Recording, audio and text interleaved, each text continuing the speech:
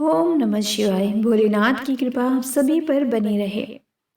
आप सुन रहे हैं हरि का पंचांग चैनल पर फाल्गुन मास के महात्म्य में 10वें अध्याय में आपने रसपान किया था शिवलिंग की पूजन विधि का।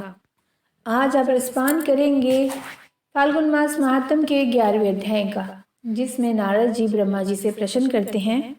नारद जी बोले, ब्रह्मा प्रजापते आप धन्य हैं, क्योंकि आपकी बुद्धि भगवान शिव में लगी हुई है। विधे आप पुनः इसी विषय का सम्यक प्रकार से विस्तार पूर्वक वर्णन कीजिए।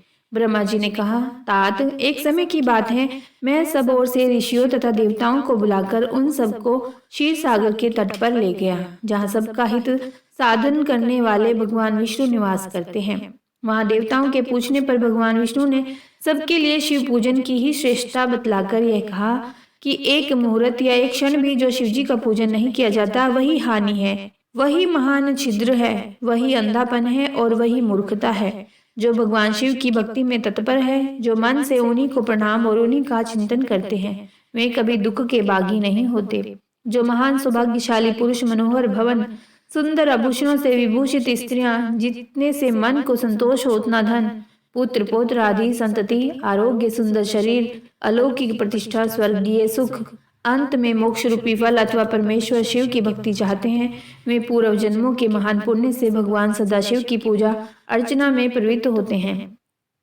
जो पुरुष नित्य भक्ति परायण हो शिवलिंग की पूजा करता है, उसको सफल सिद्धि प्राप्त होती है तथा वह पापों के चक्कर में नहीं पड़ता। भगवान के इस प्रकार उपदेश देने पर देवताओं ने उन श्री हरि को प्रणाम किया और मनुष्य की समस्त कामनाओं की पूर्ति के लिए उनसे शिवलिंग देने के लिए प्रार्थना की।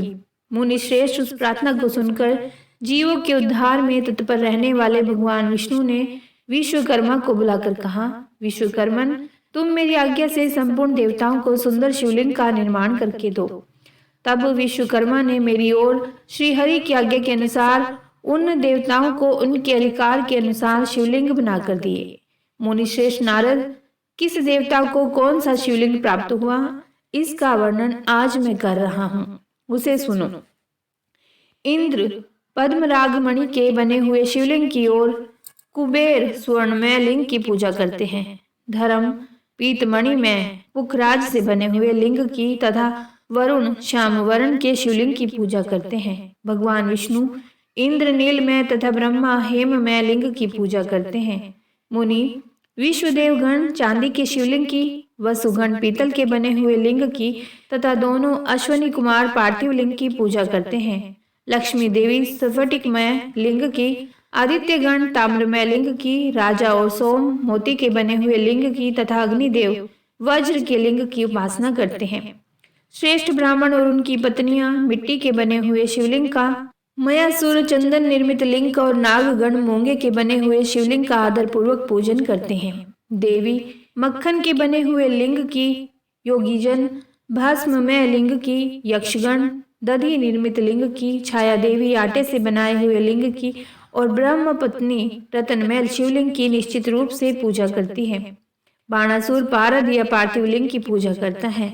दूसरे लोग भी ऐसा ही करते हैं। ऐसे ऐसे शिवलिंग बनाकर विश्वकर्मा ने विभिन्न लोगों को दिए तथा वे सब देवता और ऋषि उन लिंगों की पूजा करते हैं। भगवान विष्णु ने इस तरह देवताओं को उनके हित की कामना से शिवलिंग देकर उनसे तथा मुझ ब्रह्मा से पिनाक पाणी महादेव के पूजन की विधि भी बताई। पूजन विधि संबंधी उनके वचनों को सुनकर देव शिरोमणियों सहित मैं ब्रह्मा हृदय में हर्ष लिए अपने धाम में आ गया। मुनि, वहां आकर मैंने समस्त देवताओं और ऋषियों को शिव पूजा की उत्तम विधि बताई, जो संपूर्ण अभीष्ट वस्तुओं को देने वाली है। उस समय मुझे ब्रह्मा ने कहा, देवताओं सहित समस्त ऋषियों, तुम प्रेम परायण होकर सुनो। मैं प्रसन्नता पूर्वक तुमसे शिव पूजन की उस विधि का वर्णन करता हूँ जो भोग और मोक्ष देने वाली है। देवताओं और मुनीश्वरों समस्त जंतुओं में मनुष्य जन्म प्राप्त करना प्राय दुर्लभ है। उनमें भी उत्तम कुल में जन्म तो और भी दुर्लभ है। उत्तम कुल में भी आचारवान ब्राह्मणों के यहाँ उत्पन्न होना उत्तम पुण्य से ही संभव है। यदि वैसा जन्म सुलभ हो जाए तो भगवान शिव के संतोष के लिए उस उत्तम कर्म का अनुष्ठान करें जो अपने वर्ण और आश्रम के लिए शास्त्रों द्वारा प्रतिपादित है। जिस जाति के लिए जो कर्म बताया गया है उसका उल्लंघन न करें। जितनी संपत्ति हो उसके अनुसार ही दान करें। कर्म में सहस्रो यज्ञों से तपो यज्ञ बढ़कर है। सहस्रों तप यज्ञों से जप यज्ञ का महत्व अधिक है। ध्यान यज्ञ से बढ़कर कोई वस्तु नहीं है। ध्यान ज्ञान का साधन है, क्योंकि योगी ध्यान के द्वारा अपने इष्ट देव समरस शिव का साक्षात्कार करता है। ध्यान यज्ञ में तत्पर रहने वाले उपासक के लिए भगवान शिव सदा ही सन्निहित है। जो विज्ञान से संपन्न है, उन पुरुषों की शुद्धि के लिए किसी प्रायश्चित आदि की आवश्यकता नहीं है। मनुष्य को जब तक ज्ञान की प्राप्ति न हो, तब तक वह विश्वास दिलाने के लिए कर्म से ही भगवान शिव की आराधना करे। जगत के लोगों को एक ही परमात्मा अनेक रूपों में अभिव्यक्त हो रहा है। एकमात्र भगवान सूर्य एक स्थान में रहकर भी जलाशय आदि विभिन्न वस्तुओं में अनेक से दिखते हैं। देवताओं, संसार में जो जो सत्य या असत वस्तु देखी या सुनी जाती है, वह सब पर ब्रह्म शिवरूप ही है, ऐसा समझो।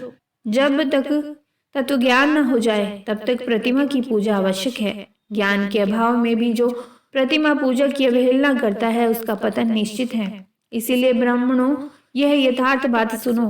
अपनी जाति के लिए जो कर्म बताया गया है, उसका प्रयत्न पूर्वक पालन करना चाहिए। जहाँ जहाँ यथावत भक्ति हो, उस आराध्य देव का पूजन आदि अवश्य करना चाहिए, क्योंकि पूजन और दान आदि के बिना पातक दूर नहीं होते। जैसे मैले कपड़े में रंग बहुत अच्छा नहीं चढ़ता, किंतु जब उसको धोकर स्वच्छ कर लिया जाता है, तब उस पर सब रंग अच्छी तरह चढ़ते हैं। उसी प्रकार देवताओं की भली भांति पूजा से जब त्रिविध शरीर पूर्णतः निर्मल हो जाता है, तभी उस पर ज्ञान का रंग चढ़ता है और तभी विज्ञान का प्रकाट्य होता है। जब विज्ञान हो जाता है, तब भेदभाव की निवृत्ति हो जाती है। भेद की संपूर्णतः निवृत्ति हो जाने पर द्वंद्व दुख दूर हो जाते हैं और द्वंद्व दुख से रहित पुरुष शिवरूप हो जाता है। मनुष्य जब तक गृहस्थ आश्रम में रहे, तब तक पांचों देवताओं की तथा उनमें श्रेष्ठ भगवान शंकर की प्रतिमा का उत्तम प्रेम के साथ पूजन करे, अथवा जो सबके एकमात्र मूल हैं, उन भगवान शिव की ही पूजा सबसे बढ़कर है। क्योंकि मूल के सींचे जाने पर शाखा स्थानीय संपूर्ण देवता स्वतः तृप्त हो जाते हैं। अतः जो संपूर्ण मनोवांछित फलों को पाना चाहता है, वह अपने अभीष्ट की सिद्धि के लिए समस्त प्राणियों के हित में तत्पर रहकर लोक कल्याणकारी भगवान शंकर का पूजन करें। ब्रह्मा जी कहते हैं, अब मैं पूजा की सर्वोत्तम विधि बता रहा हूँ, जो समस्त अभीष्ट तथा सुखों को सुलभ कराने वाली है। देवताओं तथा ऋषियों, तुम ध्यान देकर सुनो। उपासक को चाहिए कि वह ब्रह्म मुहूर्त में शयन से उठकर जगदम्बा पार्वती सहित भगवान शिव का स्मरण करे तथा हाथ जोड़कर मस्तक झुकाकर भक्तिपूर्वक उनसे प्रार्थना करे, देवेश्वर उठिए उठिए, मेरे हृदय मंदिर में शयन करने वाले देवता उठिए, उमाकांत उठिए और ब्रह्मांड में सबका मंगल कीजिए। मैं धर्म को जानता हूँ, किंतु मेरी उसमें प्रवृत्ति नहीं होती। मैं अधर्म को जानता हूँ, परंतु मैं उससे दूर नहीं हो पाता। महादेव, आप मेरे हृदय में स्थित होकर मुझ जैसी प्रेरणा देते हैं, वैसा ही मैं करता हूँ। इस प्रकार भक्तिपूर्वक कहकर और गुरुदेव की चरण पादुकाओं का स्मरण करके गांव से बाहर दक्षिण दिशा में मलमूत्र का त्याग करने के लिए जाए। मल त्याग करने के बाद मिट्टी और जल से धोने के बाद शरीर की शुद्धि करके दोनों हाथों और पैरों को धोकर दत्तवन करें। सूर्योदय होने से पहले ही दत्तवन करके मुंह को 16 बार जल की अंजलियों से धोए। देवताओं तथा ऋषियों, षष्ठी, प्रतिपदा, अमावस्या और नवमी तिथियों तथा रविवार के दिन शिव भक्त को यत्नपूर्वक दातुन को त्याग देना चाहिए। अवकाश के अनुसार नदी आदि में जाकर अथवा घर में ही भली भांति स्नान करे। मनुष्य को देश और काल के विरुद्ध स्नान नहीं करना चाहिए। रविवार, श्राद्ध, संक्रांति, ग्रहण, महादान, तीर्थ, उपवास दिवस अथवा अशौच प्राप्त होने पर मनुष्य गर्म जल से स्नान न करे। शिव भक्त मनुष्य तीर्थ आदि में प्रवाह के सम्मुख होकर स्नान करे। जो नहाने के पहले तेल लगाना चाहे, उसे विहित और निषिद्ध दिनों का विचार करके ही तेल लगाना चाहिए। जो प्रतिदिन नियम पूर्वक तेल लगाता हो, उसके लिए किसी दिन भी तेलाभ्य दूषित नहीं है, अथवा जो तेल इत्र आदि से वासित हो, उसका लगाना किसी भी दिन दूषित नहीं है। सरसों का तेल ग्रहण को छोड़कर दूसरे किसी दिन भी दूषित नहीं होता। इस तरह देश काल का विचार करके ही विधि पूर्वक स्नान करें। स्नान के समय अपने मुख को उत्तर अथवा पूर्व की ओर रखना चाहिए। उच्छिष्ट वस्त्र का उपयोग कभी न करें। शुद्ध वस्त्र से इष्ट देव के स्मरण पूर्वक स्नान करें। जिस वस्त्र को दूसरे ने धारण किया हो अथवा जो दूसरे के पहनने की वस्तु हो तथा जिसे स्वयं रात में धारण किया गया हो, वह वस्त्र उच्छिष्ट कहलाता है। उससे तभी स्नान किया जा सकता है जब उसे धो लिया गया हो। स्नान के पश्चात देवताओं, ऋषियों तथा पितरों को तृप्ति देने वाला स्नानांग तर्पण करना चाहिए। उसके बाद धुला हुआ वस्त्र पहने और आचमन करें। द्विजोत्तमों तदनंतर गोबर आदि से लीप पोत कर स्वच्छ किए हुए शुद्ध स्थान में जाकर वहां सुंदर आसन की व्यवस्था करें। वह आसन विशुद्ध काष्ठ का बना हुआ हो, पूरा फैला हुआ तथा विचित्र होना चाहिए। ऐसा आसन संपूर्ण अभिष्ट तथा फलों को देने वाला है। उसके ऊपर बिछाने के लिए यथा योग्य मृग चरम आदि ग्रहण करे। शुद्ध बुद्धि वाला पुरुष उस आसन पर बैठकर भस्म से त्रिपुंड लगाए। त्रिपुंड से जप तप तथा दान सफल होता है। भस्म के भाव में त्रिपुंड का साधन जल आदि बताया गया है। इस तरह त्रिपुंड करके मनुष्य रुद्राक्ष धारण करे और अपने नित्य कर्म का संपादन करके फिर शिव की आराधना करे। तत्पश्चात 3 बार मंत्र उच्चारण पूर्वक आचमन करे। फिर वहां शिव की पूजा के लिए अन्न और जल लाकर रखे। दूसरी कोई भी जो वस्तु आवश्यक हो उसे यथाशक्ति जुटाकर अपने पास रखे। इस प्रकार पूजन सामग्री का संग्रह करके वहां धैर्य पूर्वक स्थिर भाव से बैठे। फिर जल, गंध और अक्षत से युक्त एक अर्घ पात्र लेकर उसे दाहिने भाग में रखे। उससे उपचार की सिद्धि होती है। फिर गुरु का स्मरण करके उनकी आज्ञा लेकर विधिवत संकल्प करके अपनी कामना को अलग न रखते हुए पराभक्ति से सपरिवार शिव का पूजन करें। एक मुद्रा दिखाकर सिंदूर आदि उपचारों द्वारा सिद्धि बुद्धि सहित विघ्नहारी गणेश का पूजन करें।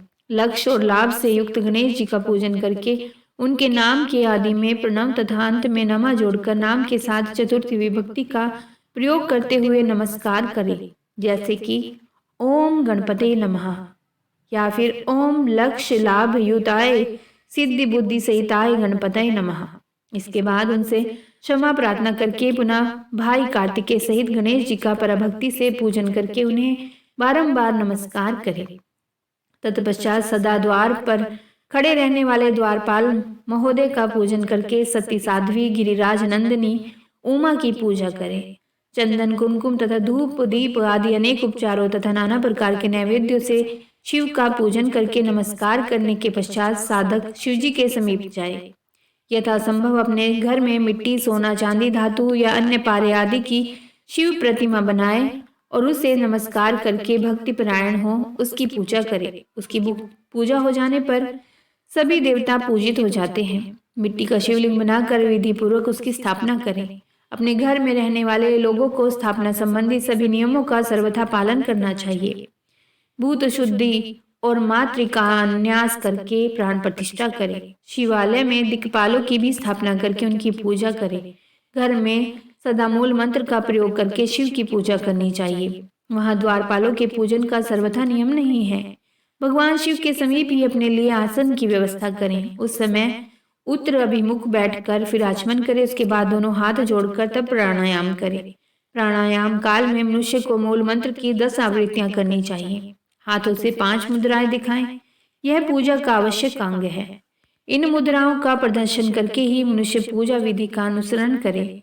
तदनंतर वहां दीप निवेदन करके गुरु को नमस्कार करे और पद्मासन या भद्रासन बांधकर बैठे अथवा उत्तान आसन या पर्यंक आसन का आश्रय लेकर सुख पूर्वक बैठे और पुनः पूजन का प्रयोग करें।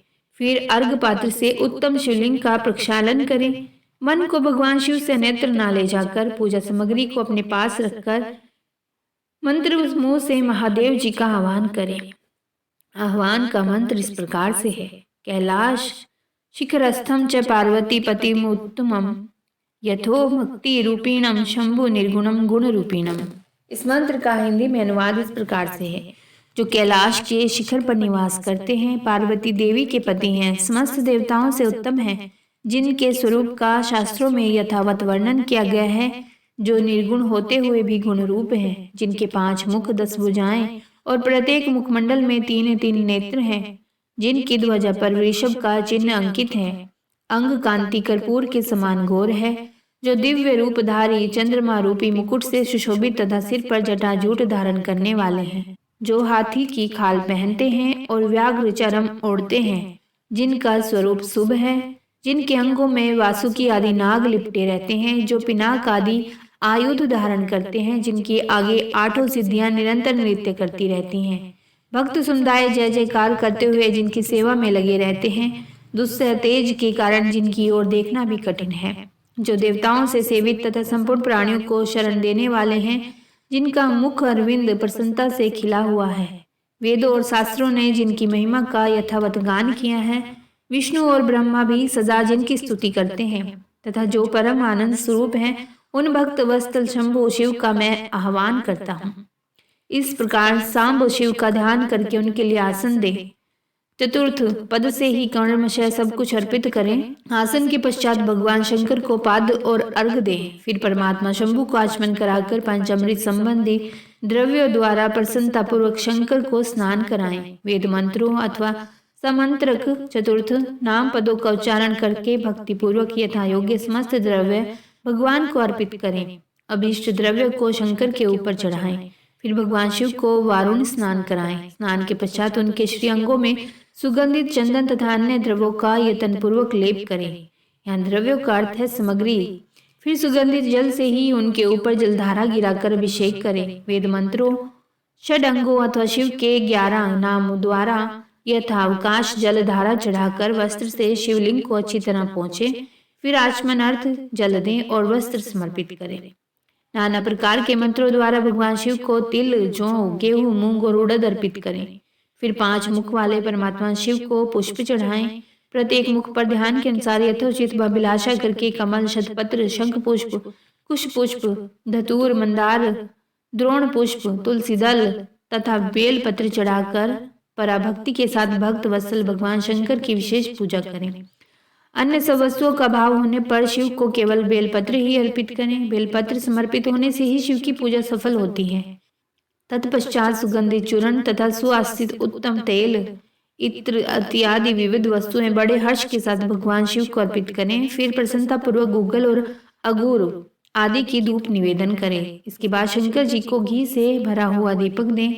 इसके बाद मंत्र से भक्ति पूर्वक पुनः अर्घ दें और भाव भक्ति से वस्त्र द्वारा उनके मुख का मार्जन करें और कहें, प्रभु शंकर आपको नमस्कार है। आप इस अर्घ को स्वीकार करके मुझे रूप दीजिए, यश दीजिए, भोग दीजिए तथा भोग और मोक्ष रूपी फल प्रदान कीजिए। इसके बाद भगवान शिव को भांति भांति के उत्तम नैवेद्य अर्पित करें।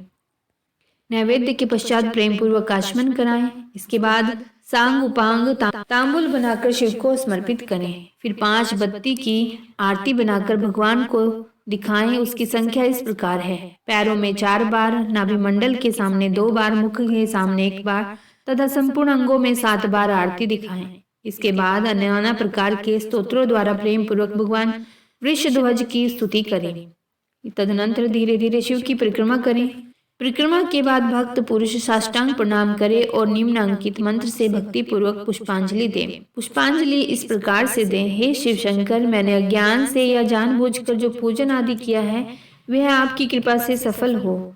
मैं आपका हूँ, मेरे प्राण सदा आप में लगे हुए हैं। मेरा चित्त सदा आपका ही चिंतन करता है।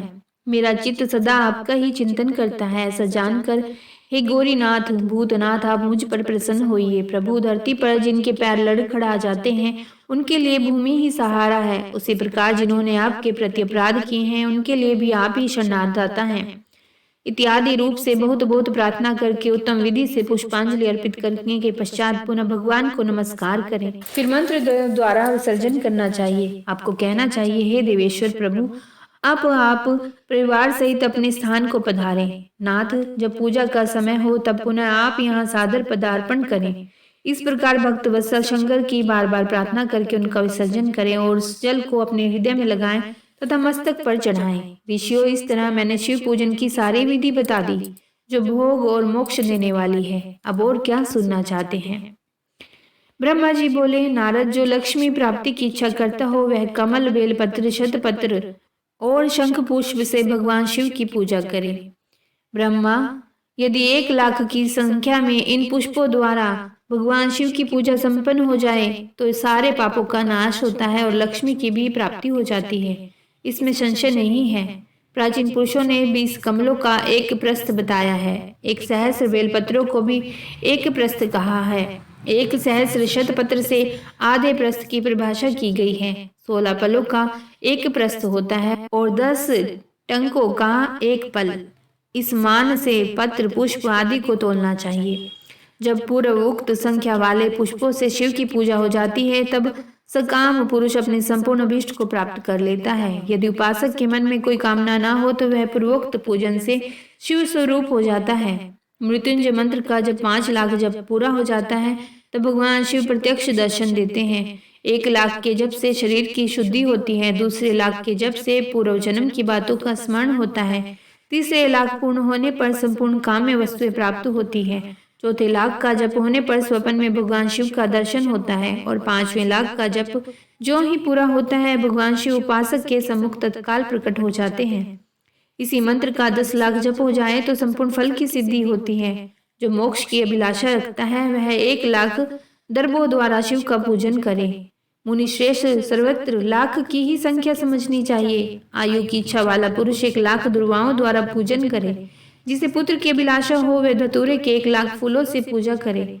लाल डंठल वाला धतूरा पूजन में शुभदायक माना गया है। अगस्त के 1 लाख फूलों से पूजा करने वाले पुरुष को महान यश की प्राप्ति होती है।